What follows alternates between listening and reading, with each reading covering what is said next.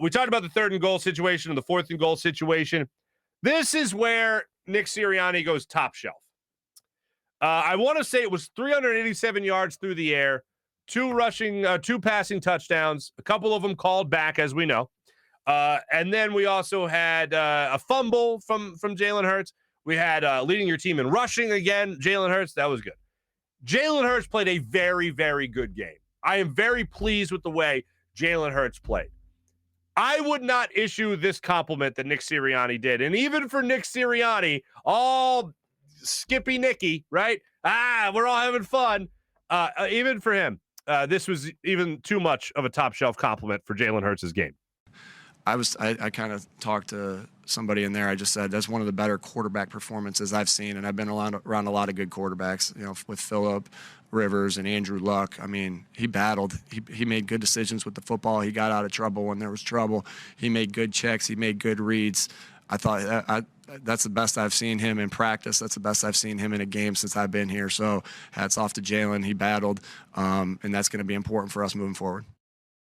You want to talk about building on it? Fine. I want to hear the beginning of that just one more time. I kind of talked to somebody in there. I just said that's one of the better quarterback performances I've seen, and I've been around a lot of good quarterbacks. All right. So you say that to somebody in the locker room. Did they just go, seriously? Phillip Rivers' performances you've been around? No? I know he threw a lot of interceptions and stuff, but Phillip Rivers is still a pretty good quarterback. I can't go one of the better quarterback performances I've seen, because here's the thing. I don't really look at passing yards a lot in the NFL. I'm not a big fan of the passing yards, the whole thing, because a lot of that is like run to pass ratio. And so like if you're way behind in the second half of a game, you're not going to run the ball a lot. So that's how football works.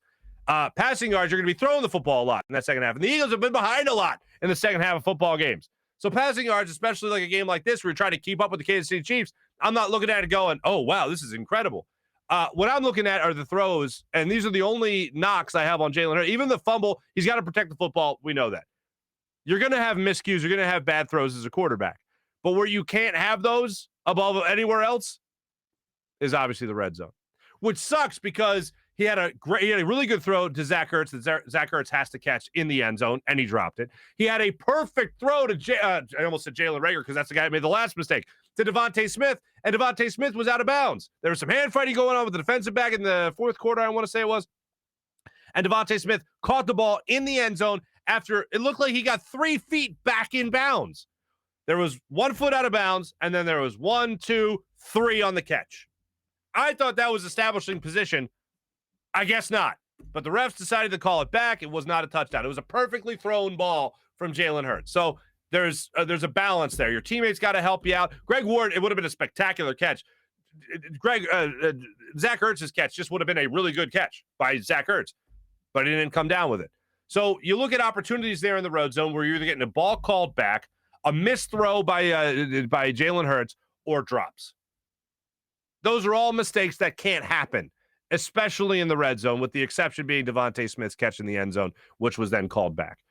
To me, if you're watching this game and you're watching how they played in the red zone, it comes down to those self-inflicted wounds, whether it was a missed throw, whether it was a drop, or whether it was running out of bounds as a wide receiver. Now, one of the things I have been really looking at with these wide receivers, Jalen Reagor being another one, is where they do position themselves when they start their route on plays that end up with them out of bounds.